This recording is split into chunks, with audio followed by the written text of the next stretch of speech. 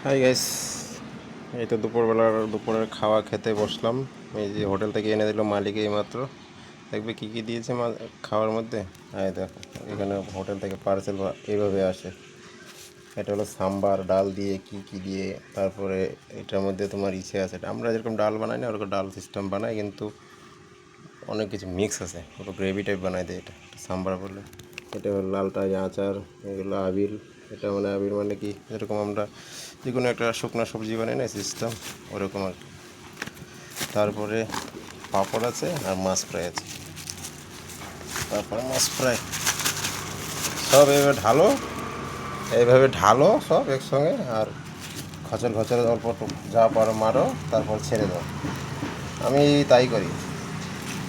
বাপরে, এগুলো এদের খাওয়ার মানে কি খালি বাধ্য বাধ্যমূলক আর কি খাওয়ার জন্য, নাহলে তো চলতো না।